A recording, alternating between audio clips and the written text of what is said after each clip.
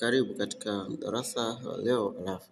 Hapa tutaangalia sifa za ngano za fasihi simulizi. Sifa mojawapo ya ngano za fasihi simulizi ni kuwa na mianzo maalum. Kwa mfano, paukwa, pakawa, hadithi njoo, ubunifu njoo, tamkolea, au hapo zamani za kale. Alafu naendelea. Sifa ya pili ya ngano za fasihi simulizi ni kuwa na miishio maalum au miishilizo maalum. Mfano, hadithi yangu inaishia hapo au imeishia hapo au wakaishi raha mustarehe.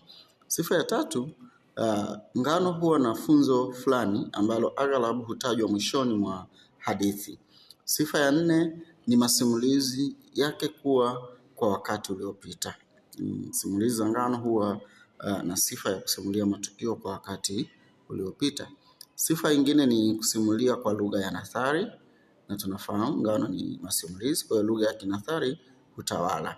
Vile vile huwa na wahusika ambao wanaweza kuwa binadamu, wanyama, miungu, mashetani au vitu visivyo na uhai.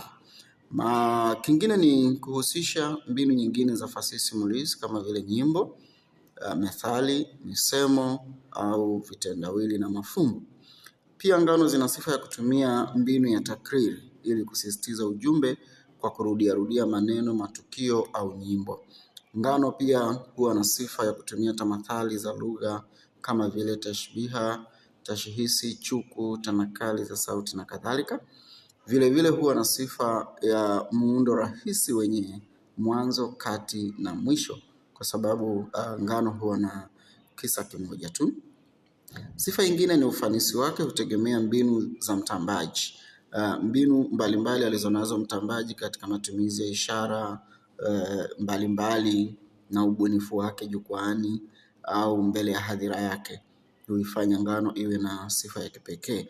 Na sifa ya mwisho hapa ni sehemu fulani zinaweza kubadilishwa kulingana na hadhira, kwamba unapoisimulia ngano kuna baadhi ya maeneo katika usimuliaji wako unaweza ukayabadilisha kulingana na hadhira ulionayo. Asante. Ulikuwa nami Mwalimu Maeda katika kudurusu sifa za ngano za fasihi simulizi.